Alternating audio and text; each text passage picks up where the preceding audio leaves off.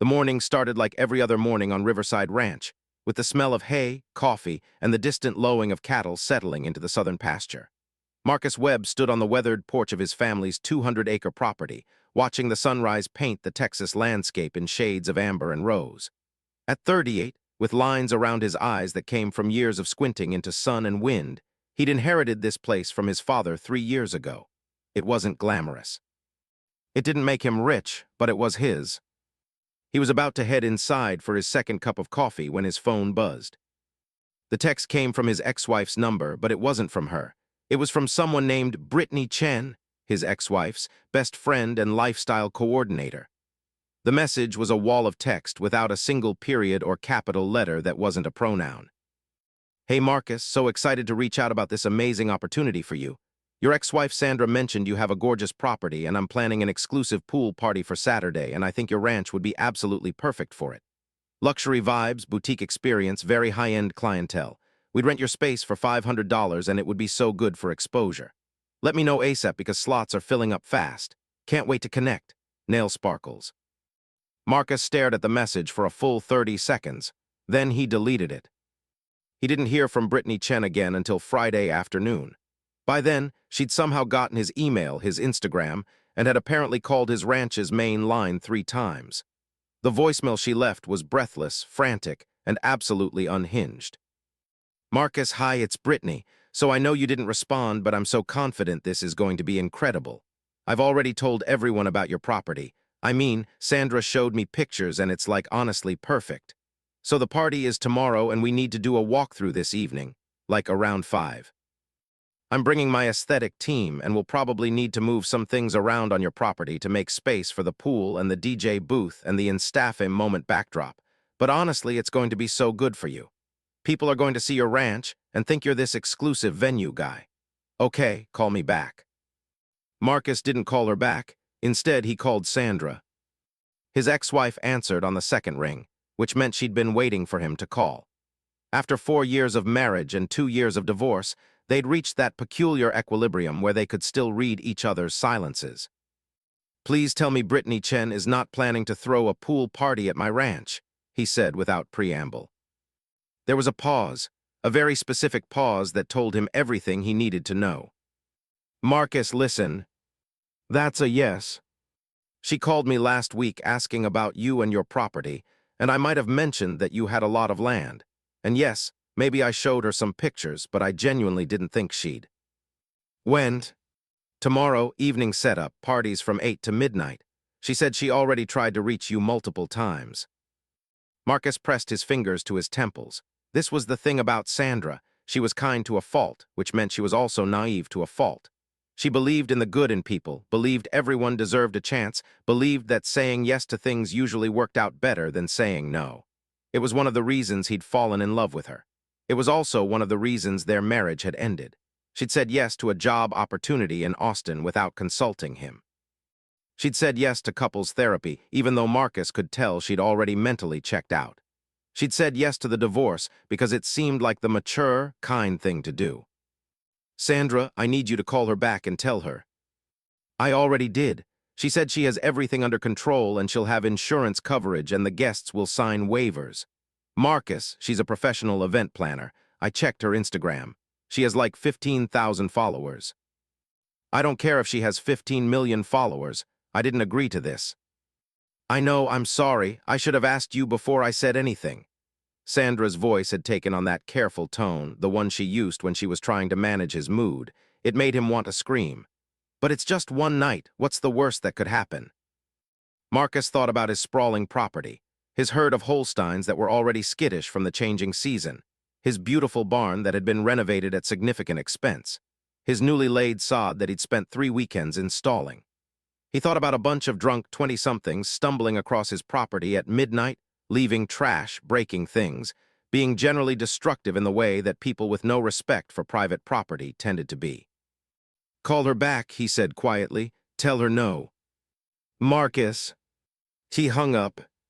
He didn't hear from Sandra again, but at 4:47 p.m. on Saturday afternoon, a white Mercedes SUV pulled up his gravel drive, followed by a truck towing an above-ground pool, followed by another SUV, followed by a white van with BRITNEYCHENEVENTS in rose gold lettering across the side. Marcus was mucking out the south barn when his foreman, Danny, came running in looking like he'd seen a ghost. "Boss, we got company, a lot of company." Marcus set down his pitchfork and walked out into the late afternoon sunshine. The first thing he noticed was the woman, presumably Brittany Chen, standing in the middle of his property with her hands on her hips, wearing a white linen suit that probably cost more than his weekly feed bill, designer sunglasses, and an expression of someone who'd never been told no in her entire life. She was flanked by what appeared to be 4 assistants, all holding iPads and wearing matching pink lanyards. "Marcus, oh my God, there you are. I've been trying to reach you all day." Brittany hurried toward him, her heels sinking into the soft ground with each step. She was taller than he expected, with an aggressiveness to her energy that filled the space around her like a bad smell. "So I know you didn't respond to my messages, but I took that as a yes in spirit, because honestly, who doesn't want their property featured on an exclusive lifestyle event? Your ex-wife said you'd be totally cool with this." "Sandra said no such thing," Marcus said flatly, "and you need to leave." Brittany's smile froze for exactly half a second, the moment when her brain registered that someone had just told her no, before it snapped back into place with visible effort. "Okay, so I'm getting that you might have some concerns, and that's totally valid. But I promise you this is going to be amazing.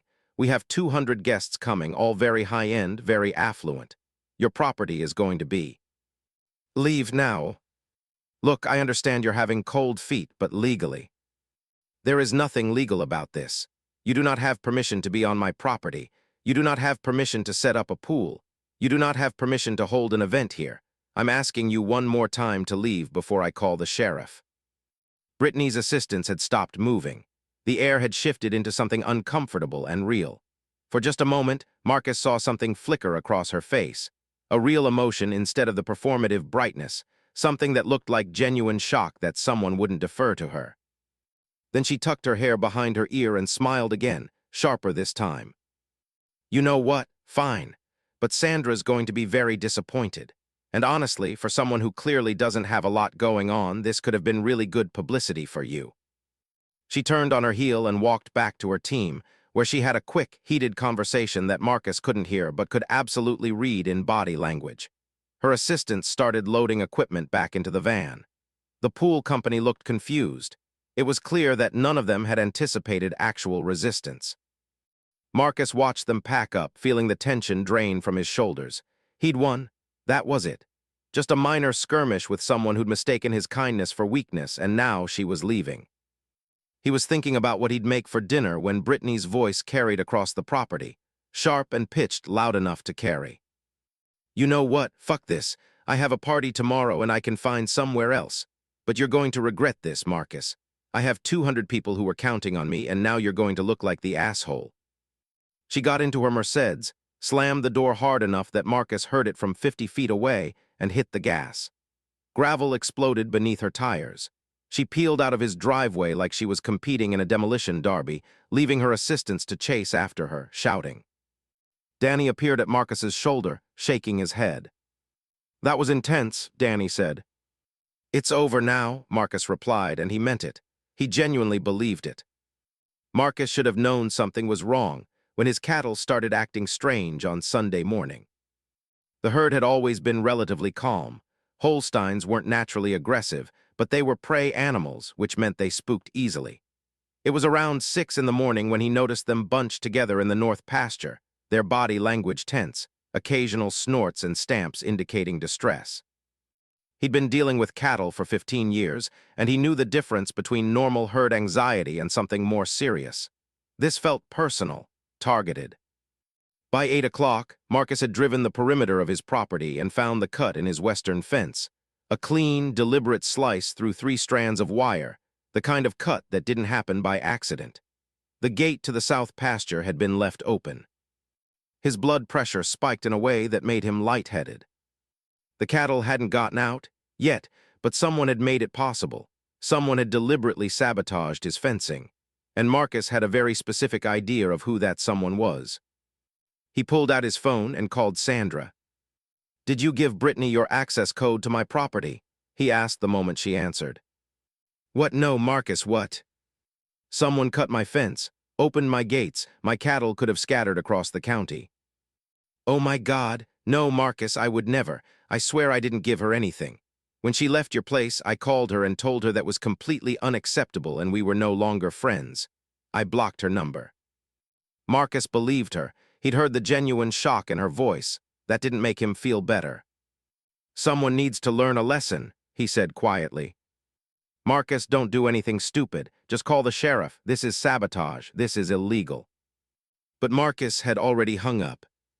He called the sheriff, filed a report, and documented everything with photos. Sheriff Michaels showed up by mid-morning. A good man, fair, someone Marcus had known since high school. But there wasn't much he could do without clear evidence of who'd cut the fence. Could have been kids, Michaels suggested, but he didn't sound convinced. Could have been, Marcus agreed, but I know who it was. Michaels met his eyes. The event planner. The event planner. I'll see what I can do. We'll patrol the property more regularly. But Marcus, unless you get her on camera or get her to confess, it's going to be hard to make anything stick. Marcus nodded and shook Michael's hand. As the sheriff drove away, he stood in his pasture, staring at the cut fence, and made a decision.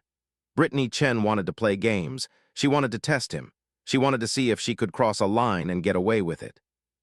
He was going to show her exactly what happened when you pushed the wrong person. He spent the rest of Sunday and all of Monday reinforcing his fencing. He added more gates, replaced the damaged sections, and strung extra wire. He also installed 3 new security cameras positioned to catch the entire perimeter of his property. If she came back, and some instinct told him she would, he'd have proof. Tuesday passed without incident. So did Wednesday. Marcus was starting to think maybe Brittany had learned her lesson, that the cut fence had been a moment of anger that had passed. He was almost ready to let it go. Then Friday morning came. Marcus was in his office, a small room off the main house where he kept ranch records, feed inventories, and medical supplies, when Danny burst through the door looking absolutely panicked. "Boss, you need to come outside, right now." Marcus's stomach dropped. He knew that tone. Something was very wrong. He followed Danny around the house and stopped dead in his tracks. His mouth went dry. There, in the middle of his property, set up on his newly laid sod, surrounded by string lights and flower arrangements, was an above-ground pool. Not a small one. An enormous one, at least 20 feet in diameter, filled with crystal blue water that caught the morning sun. Next to the pool sat a large white tent, decorated with pink and rose gold flowers. Under the tent, a DJ booth was being assembled by a team of workers. Long tables laden with food and drinks lined the perimeter. Everywhere Marcus looked, he saw evidence of an enormous party set to begin. "When did this happen?" he managed to ask. "They got here before dawn," Danny said. "Just started setting up. When I told them they needed to stop, they showed me permits. I didn't know what to do. I called you immediately." Marcus walked toward the pool, his hands clenched into fists. The rage was building in his chest like a physical thing, something pressing against his ribs, demanding to be released. He found the permits in the hands of a project manager, a harried-looking woman in her 50s who clearly did not want to be in the middle of this situation. "I'm sorry, sir, but these are completely legitimate," she said, showing him the documentation. "Mobile event venue license, liability insurance, property rental agreement, everything's above board." Marcus stared at the paperwork. The rental agreement was dated 2 weeks ago and signed by his own name, a forged signature. Brittany had signed his name to a contract, renting her own company his property. "This is forged," he said quietly. "I don't have authority to make that determination, sir. You'll need to contact the county and file a complaint. But until an official determination is made, we're operating under the assumption that this is legitimate." Marcus turned away from her and looked across his property. All of it, the pool, the tent, the decorations, the workers, all of it was an act of war. Brittany wasn't just testing him anymore. She was declaring open hostilities. He pulled out his phone and called Sheriff Michaels. "She's here at my ranch, setting up her party, using a forged rental agreement with my signature on it." "I'm on my way," Michaels said. "Don't do anything. Marcus, I'm serious. Don't touch anything, don't confront anyone, just let me handle this." But while Marcus waited for the sheriff, he did something he shouldn't have done. He walked over to where his herd was visible in the north pasture, and he made a choice that he knew would change everything. He made sure the gate to the south pasture, the gate that opened directly onto his property, directly onto where the party would be held, was unlocked. When Sheriff Michaels arrived, he arrested Brittany Chen on fraud and forgery charges the moment she showed up for her own event in a white limousine. The forged rental agreement was clear evidence. The workers were sent home. The county issued a cease and desist. By sunset, the pool and tent and decorations were being removed. Brittany was taken in for booking, and from what Marcus heard, she'd spent the booking process alternating between hysterical sobbing and screaming threats about how she'd buy Saturday afternoon. Her Instagram had exploded with a narrative that spread like wildfire through her follower base and their followers' followers. She'd been falsely arrested because she'd tried to help an underprivileged community by providing affordable event space. The property owner, Marcus, was a heartless rancher who'd refused to allow a young, ambitious woman of color to succeed. The system was rigged. He was the villain. Within 24 hours, the narrative had evolved. Marcus received emails from people he'd never met, calling him racist, sexist, a wealth-hoarding capitalist who deserved to have his property destroyed. His ranch's Yelp page, which he'd never even actively managed, was suddenly flooded with one-star reviews from people who'd never been there. Someone created an entire subreddit dedicated to analyzing why Marcus Webb was clearly abusive, based on nothing but Brittany's one-sided story. Sandra texted him, "I'm so sorry. This is all my fault. I never should have mentioned your property to her." Marcus didn't respond. He was too busy fielding calls from his feed supplier about why his account had been flagged for community concerns, from his insurance company about an uptick in claims related to his property, from the county assessor about new complaints that his ranch was operating as a commercial venue without proper zoning permits. It was coordinated, it was vicious, and it was effective. On Sunday night, Marcus was sitting on his porch when Danny's truck came peeling up the drive. Danny got out looking shaken. "We've got protesters," Danny said. "Just showed up at the front gate. Maybe 24 people with signs. They're calling for the county to seize your property and turn it into a community center." Marcus stood up slowly. "I'm going to see this." The protesters were exactly what he'd expected. A mix of social media activists, college kids looking for a cause, and people who genuinely believed they were standing up against injustice without understanding the actual facts. They carried signs with slogans like "Justice for Britney, racist rancher," and "Property over people." One of them recognized him and started chanting. Within seconds, they were all chanting, their voices rising into the dark evening. Marcus stared at them for a long moment, then turned and walked back to his house.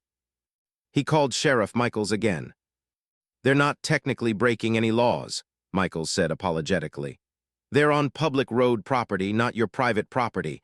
They can protest as long as they're peaceful. If they become threatening or trespass, I can disperse them, but right now they can destroy my reputation for free," Marcus finished.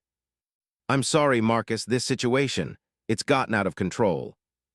Marcus hung up and sat in his house, listening to the sound of people he'd never met chanting outside his gates, calling him names, demanding justice for someone who'd committed fraud. And in that moment, Marcus understood that Brittany had won. Not completely, not in the legal sense, but in the way that mattered most in the modern world. She'd controlled the narrative. She'd made him the villain in her story. It didn't matter that she was a liar. It didn't matter that she'd forged his signature. What mattered was that enough people believed her version of events. The rage that had been simmering in Marcus's chest for days suddenly crystallized into something cold and clear. He was going to teach Brittany Chen a lesson about consequences. At 3 a.m., Marcus got out of bed, pulled on his work clothes, and walked to the south pasture. The gate stood exactly where he'd left it, unlocked and ready. The cattle had settled for the night, but they were restless, nervous animals sensing something in the air. Marcus walked among them for a while, just watching them, thinking about the decision in front of him. This would be the line he crossed. After this, there was no going back. After this, he wouldn't be the good guy anymore. But somewhere around dawn on Monday morning, Marcus made a choice. He drove into town and went to the county courthouse, where he hired an attorney, a sharp woman named Patricia Chen, no relation to Brittany, who specialized in defamation cases.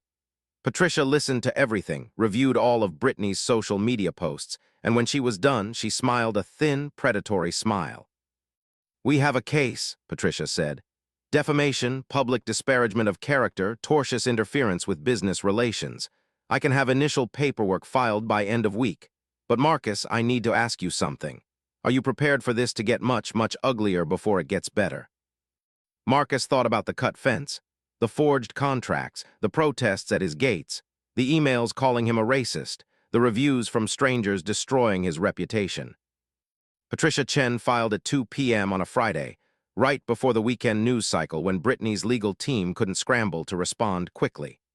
Within hours, Marcus's attorney had called every major news outlet in the state and presented them with documentation.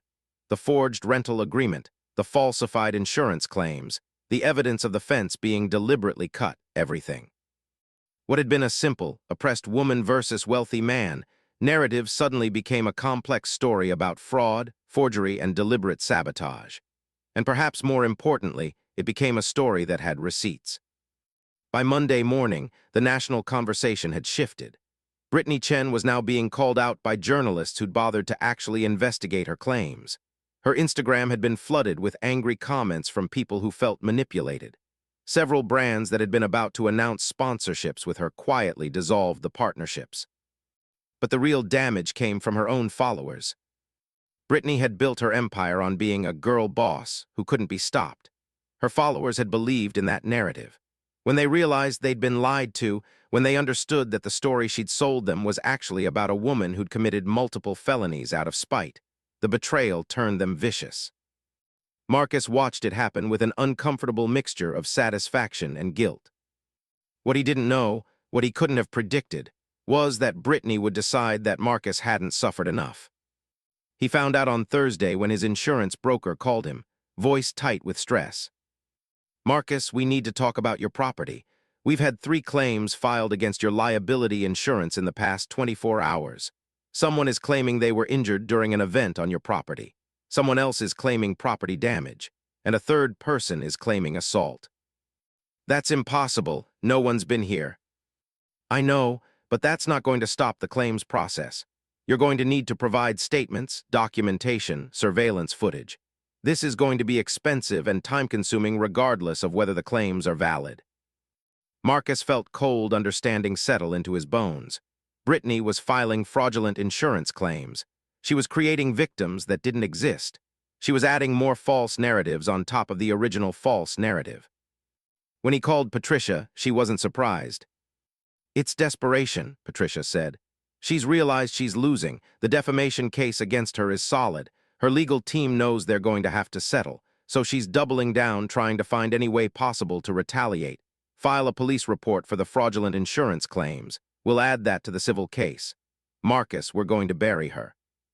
But first, they had to prove the claims were fraudulent, which meant gathering evidence, which meant time. And time was something that Brittany was using very strategically. On Friday, Marcus received a package at his ranch. Inside was a single photograph, a printed image from his security camera showing his property in the early morning hours of that Saturday when Brittany had set up the party. The timestamp on the image read 5:47 a.m. And on the image, visible in the background, was the south pasture gate, hanging wide open. There was no note. There didn't need to be one. Brittany had just handed him evidence that would prove he deliberately created a situation where she, or anyone, could have been injured. Marcus's hands shook as he held the photograph. Patricia called him an hour later. "Don't panic. This doesn't prove anything without context. You could have been preparing to move cattle. You could have been maintenance. You could argue that." "I did it on purpose," Marcus interrupted. There was a long silence. "Marcus, I'm your attorney. I need you to be very careful about what you say to me." "I'm not saying anything. I'm telling you that I opened that gate intentionally. I wanted her to come back, and I wanted something to happen to her because of it." Patricia's voice was very quiet when she spoke. "That's not something you should ever say again, to anyone, especially not to me." "But you need to know." "I don't need to know anything except that you're going to call me if you need legal representation." "Marcus, you opened yourself up to enormous liability here." If she can prove you deliberately endangered her or anyone else, she might actually win a lawsuit against you. Marcus hung up and sat in the darkness of his house, understanding the full depth of what he'd done. He'd meant to teach Brittany a lesson about consequences. Instead, he'd created legal evidence of his own intent to harm. It was the kind of mistake that only got worse the longer you waited. On Saturday morning, Marcus made another phone call. "Sandra, I need to ask you something, and I need you to be completely honest. Did Brittany ever mention anything about having connections to political activists? Anyone involved in protest movements?" "Why are you asking?" "Because I think she might be planning something bigger than just fighting me legally." Sandra was quiet for a moment. "Actually, yes, she mentioned once that she'd worked with some organizing groups in Austin. Why, Marcus, what's going on?" Marcus didn't answer. He hung up and made a decision. If Brittany was escalating, if she was bringing outside forces into this, then he needed to get ahead of it. He called Sheriff Michaels and told him everything, about the cut fence, about his suspicions regarding the insurance fraud, about opening the gate deliberately. He told him the entire story, leaving nothing out. And when he was done, he asked Michaels to put it in the record. "You're confessing to deliberately creating a dangerous situation," Michaels said slowly. The protesters returned on Tuesday night. But this time there were more of them. 50, maybe 100.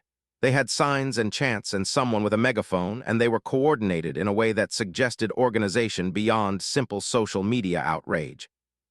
Marcus watched from his porch as they gathered at his gates, their voices carrying across the property. Danny had left at sunset, spooked by the crowd. Marcus couldn't blame him. The energy felt dangerous, volatile, like a spark looking for somewhere to ignite. Around midnight, someone threw a rock. It came out of the darkness, fast and hard, and it shattered the front window of Marcus's house. The protesters cheered. Then someone threw another one, then another. Marcus didn't call the sheriff. He knew how this worked. The sheriff would come, disperse the crowd, file a report, and nothing would really change. Instead, Marcus did something perhaps more important. He started recording on his phone, documenting everything: the rocks, the window, the crowd, the chanting, all of it. By 2 a.m., the adrenaline had worn off and the protesters had dispersed, satisfied with the damage they'd caused. Marcus stood in his living room, surrounded by broken glass, and he did something he hadn't done in days. He smiled, because now he had them, not just Brittany, but everyone who'd participated in this. He had video evidence of destruction of property, trespassing, assault. He had everything he needed.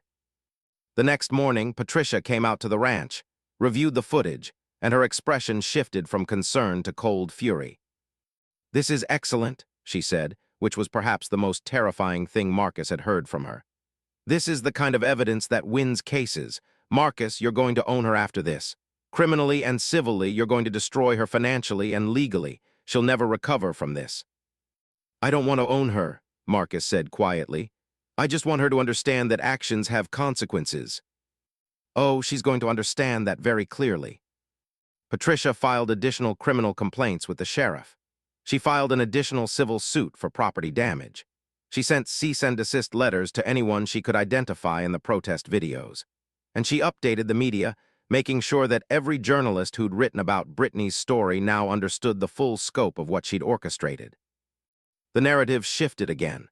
Brittany Chen wasn't a victim of injustice anymore. She was the orchestrator of a campaign of harassment and intimidation that had escalated to property destruction. But Brittany wasn't finished. And in the moment when Marcus thought he'd finally won, when he thought she'd finally understood that she'd crossed a line too far, something happened that changed everything. Brittany's mother called him. "Mr. Webb," the voice on the phone was older, tired, with a slight accent that suggested she was a first-generation immigrant. "My name is Linda Chen. I'm Brittany's mother. I need to speak with you about my daughter." Marcus almost hung up. "Please don't hang up," Linda continued. "I know what my daughter has done. I know about the fraud, about the protests, about all of it. I've been listening to her tell her version of events, and I've realized that I haven't been listening to anyone else. That was wrong. And I called you because I want to tell you something that I think you need to know." Despite himself, Marcus listened. "Brittany didn't have an easy childhood," Linda said. "Her father, he left when she was very young. I worked 3 jobs to support her. We moved constantly. She went to 15 different schools by the time she was 12, and Brittany, she was so desperate to belong, to be special, to be important.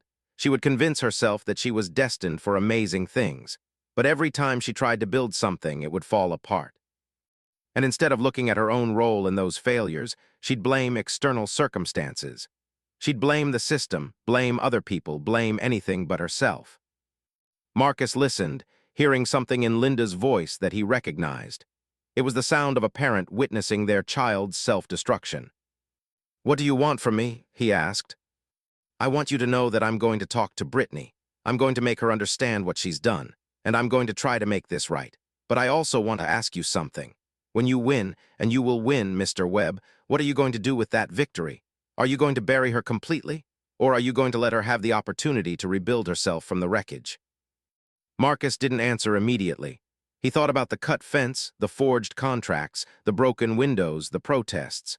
He thought about what it felt like to have your reputation destroyed by someone's lies. He thought about wanting revenge so badly it became a physical need. "I don't know," he finally said. "Ask me again after she's paid for what she's done." That Friday, 2 weeks after Brittany had shown up at his ranch with her white Mercedes and her rose gold aesthetic, Sheriff Michaels called with an update. Brittany had been arrested again. This time it was for coordinating the vandalism, for filing fraudulent insurance claims, for wire fraud related to the forged rental agreement. The charges had multiplied. Her bail was set at $50,000. She couldn't make bail. Marcus heard about it from Patricia, who was trying to contain her satisfaction enough to sound professional. "She's in county lockup," Patricia said. "Her family can't afford bail, and with the charges stacking up, she's facing at least 6 months before this goes to trial. Her attorney is trying to negotiate a plea, but the prosecutor isn't interested in dealing." "How long could she actually go to prison?" Marcus asked. "With all the charges, minimum 2 years, realistically 5 to 10 if a judge is unsympathetic." Marcus felt something settle in his chest. It wasn't satisfaction. It wasn't triumph. It was something heavier, something that felt more like sorrow. "I want to visit her," Marcus said. Patricia made a noise of pure shock. "Absolutely not. Marcus, that is a terrible idea. Anything you say to her could be used against you legally, and more importantly, it could look like intimidation if you go there." "I'm not going to intimidate her. I just need to talk to her." But Marcus didn't go immediately. He waited until after the preliminary hearing, until after the charges had been finalized, until the reality of what she was facing had settled in and made her hollow. Then, on a Wednesday afternoon, he drove to the county jail and requested a visitation. The guard escorted him to a visitation room. Brittany was brought out in an orange jumpsuit, her perfectly styled hair now in a plain braid, her makeup-free face looking younger and more vulnerable than it had seemed before. She saw Marcus and flinched. "I'm not here to hurt you," Marcus said quietly. "I just want to talk." Brittany sat down across from him, her hands shaking slightly. "Are you here to gloat?" she asked. "No, I'm here because your mother called me. She asked me what I was going to do when I won, and I realized I didn't have an answer." Brittany laughed, a broken, bitter sound. "Well, you won, Marcus. You destroyed me. You've got the victory." "I do," Marcus agreed. "But that doesn't feel like a victory. It feels like I've become the same person you've been, someone willing to do anything to win, someone willing to destroy another person rather than just protect myself." "Congratulations on your moral awakening," Brittany said flatly. "It doesn't change anything. I'm still in prison. You're still free." "You're right, it doesn't change anything. Not for you. But maybe it changes something for me." Marcus leaned back, studying the woman in front of him. She'd seemed so invincible when she'd shown up at his ranch, so utterly confident that the world would bend to her will. Now she was reduced to orange fabric and broken dreams. "Your mother seems like a good person. She's worried about you." "My mother is disappointed in me," Brittany said quietly. "Maybe, but she's still your mother, and she's still trying to help you." They sat in silence for a moment. "Can I ask you something?" Brittany said finally. "Did you really open that gate on purpose, hoping something would happen to me?" Marcus could have lied. He could have said it was maintenance or preparation or any number of things, but he was tired of lies. "Yes," he said. "I wanted you to understand what it felt like to lose. I wanted to hurt you." Brittany nodded as if this confirmed something she'd suspected. You almost did. You almost got me really hurt if something had happened, if I'd actually been injured. But you weren't. Because I didn't come back that night. I was too angry. I decided to set up the party on a different day with the forged paperwork because I wanted to humiliate you even more completely if I'd gone that morning like I planned. She trailed off, the weight of the near miss hanging between them. But you didn't, Marcus said, and I'm not that person anymore. That's nice for you, Brittany said, but there was no venom in it anymore. She was just stating a fact. Marcus stood up. Your mother believes you can rebuild from this. I'm going to give you the opportunity to prove her right. What do you mean? I mean I'm going to ask Patricia to negotiate with the prosecutor. I'm going to offer to drop my civil suit in exchange for a reduced sentence. I'm going to ask for probation instead of prison time. And I'm going to make that contingent on you actually changing. On you going to therapy, getting treatment for whatever makes you need to destroy people rather than accept failure. Brittany's eyes filled with tears. Why would you do that? Because I opened that gate intending to hurt you. Because I'm not interested in destroying you completely, and because your mother asked me to give you a chance. Marcus paused. And because I needed to remember that the person I want to be doesn't win by destroying other people. He wins by being better than that. The plea deal took 3 months to negotiate. Patricia was skeptical, insisting that Marcus was throwing away a guaranteed victory. But Marcus was firm. He would not press charges criminally. He would drop the civil suit. But only if Brittany agreed to a strict set of conditions. 18 months of intensive therapy, 6 months of community service, restitution for the damaged property, and most importantly, a genuine apology that wasn't manufactured for social media, but delivered directly to Marcus. The prosecutor, perhaps recognizing that Marcus was sincere, accepted the terms. Brittany pleaded guilty to fraud and forgery, and she was sentenced to 2 years probation with the first 6 months served via community service. The news cycle moved on to the next outrage. Marcus's story became a footnote, a strange tale about a rancher who'd ultimately chosen mercy over vengeance. Some people called him weak, others called him wise. Marcus didn't really care what anyone called him. The summer after everything fell apart and then, somehow, began to be reconstructed. Life on Riverside Ranch returned to something resembling normal. The broken windows were repaired. The fence was properly maintained. The cattle resumed their peaceful existence in the pastures. Danny came back to work, and they fell back into the rhythm they'd established over years of working together. But things were different in subtle ways. Marcus found himself more protective of his privacy, less inclined to be friendly with people who showed up at his gates. He installed more sophisticated security systems. He became, perhaps, slightly colder than he'd been before. And then, on a Tuesday in July, Brittany showed up. Not in a Mercedes, not with a team of assistants, not with rose gold aesthetics and confident energy. She showed up on foot, in simple clothes, looking like she'd aged 5 years in the 6 months since her arrest. Marcus was feeding the cattle when he saw her standing at the gate. Every muscle in his body went tense. He left the feeding bucket with Danny and walked over to her. "You're violating your probation," he said. "You're not supposed to be here." "I know," Brittany said. "I called my probation officer before I came. I explained what I wanted to do and she approved it. As long as it's not a threat, as long as we're just talking. She said it could actually be good for my rehabilitation." Marcus studied her face, looking for deception, for manipulation, for any sign that this was another game. But all he saw was someone who looked exhausted and genuinely remorseful. "What do you want?" he asked. "I want to apologize," Brittany said. "Genuinely. Not for a video, not for social media, not for anyone else. I want you to know that I understand what I did. I understand how wrong it was, and I understand that I nearly hurt you very seriously." Marcus waited.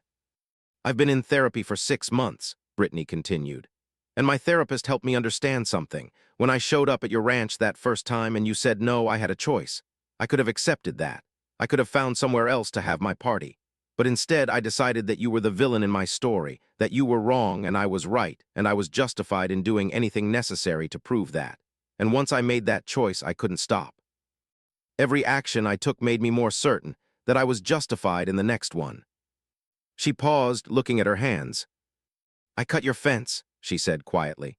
"That night after I left angry, I was so full of rage that someone had told me no, and I cut your fence deliberately. I wanted you to lose cattle, to lose money, to lose something. And when that didn't seem like enough, I forged documents. And when that didn't work, I orchestrated protests. And I just kept escalating because I'd already decided that you were the kind of person who deserved what I was doing to him. Why are you telling me this? Marcus asked. Because I'm trying to understand myself.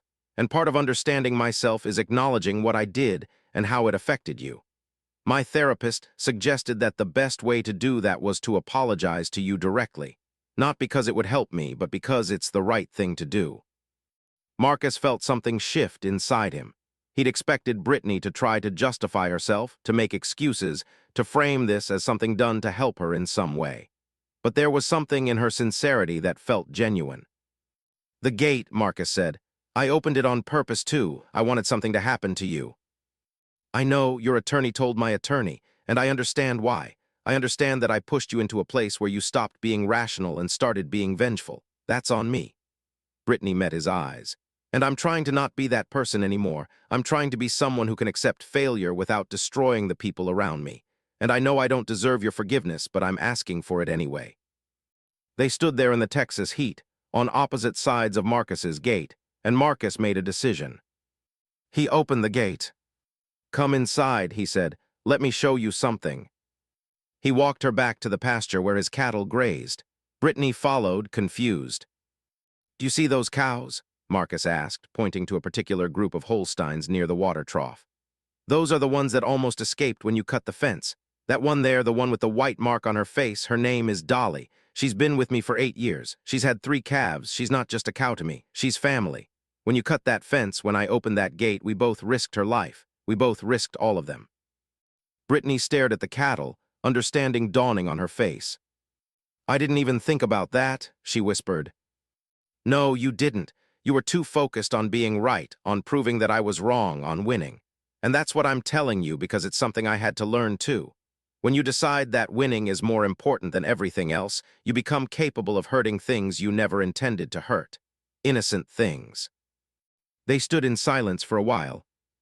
The community service, Brittany said finally. They have me working with an animal rescue, teaching kids about animal care and rehabilitation. I think that's helping me understand what you're trying to tell me. Good, Marcus said. Then we're getting somewhere. The moment could have ended there. It probably should have ended there. But something made Marcus look back at Brittany, and he saw something in her face that reminded him of his ex-wife Sandra, a genuine desire to be better, to understand, to grow beyond her own limitations. There's a fence that needs mending, Marcus said. It's hard work, you interested? Brittany looked down at her nice clothes, her manicured hands, clearly surprised by the offer. I'm not really dressed for. I've got work clothes in the barn. Danny can show you how to string wire, or you can go back through the gate and go home, your choice. Brittany was quiet for a moment. Then slowly she smiled, not the practiced smile she'd used before, but something smaller, more genuine. 3 months later, Marcus was in town picking up supplies when he ran into Sandra at the grocery store. She was visibly shocked to see him, even more shocked when he greeted her like they were old friends rather than exes. How are you? She asked carefully, as if unsure what version of Marcus she'd encounter. Good, he said, and meant it. Really good, actually. I heard there's been some developments with Brittany, Sandra asked delicately. There have. She's been coming out to the ranch, helping with the fence repair, working her community service. She's changing, actually changing, not just performing change. Sandra's expression was complicated, a mixture of relief and something else, something like guilt. Marcus, I'm really sorry about all of this. If I hadn't mentioned your property to her. It wouldn't have happened, Marcus finished. Except it would have. Brittany would have found some other way to fail and some other person to blame. It just happened to be me. And you know what? I'm glad it was me because at least I had the opportunity to learn something from it. What did you learn? Sandra asked. Marcus thought about the cut fence, the forged documents, the open gate, the rage that had consumed him for months. He thought about sitting across from Brittany in that visitation room, understanding for the first time that destroying her completely would have destroyed something in him too. I learned that revenge doesn't actually feel good, he said. I learned that winning by any means necessary turns you into the thing you despise, And I learned that the only victory that actually matters is the one where you become better than you were before. Sandra smiled, and it was a sad smile, the smile of someone who was mourning what they'd lost while being happy that something good had come from the loss. "That sounds like something I should have learned," she said quietly. "You probably should have. Maybe you will someday." They parted ways in the grocery store, and Marcus continued with his shopping. But as he drove home that afternoon, he found his mind going to something Brittany had said during one of her fence repair sessions. "Why are you being so nice to me?" she'd asked. And Marcus had answered, "Because being nice to you is the easiest part. The hard part is being nice to myself, forgiving myself for the person I became when I decided to hurt you." The truth was that his victory over Brittany hadn't come from the lawsuits or the criminal charges or the documentation of her crimes. His victory had come from choosing to stop wanting revenge. His victory had come from opening the gate, but not in the way he'd originally intended, from opening it and letting someone through, letting them past his walls, letting them have a chance at redemption that he could have denied them. And the most unexpected part was that Brittany's presence on his ranch, her slow, painful work toward becoming a better person, was somehow helping Marcus become a better version of himself. The cattle were calm, the fences were strong, and on Saturday afternoons when Brittany came out to help with ranch work, there was something almost like forgiveness in the air. It wasn't simple, it wasn't easy, it didn't erase what had happened. But it was real, and in the end, that was the only kind of victory that actually mattered. The woman who'd invaded his ranch with a pool and a dream of making herself famous had ended up teaching him the most important lesson of his life, that the only person you can truly defeat is yourself, and the only way to actually win is to refuse to.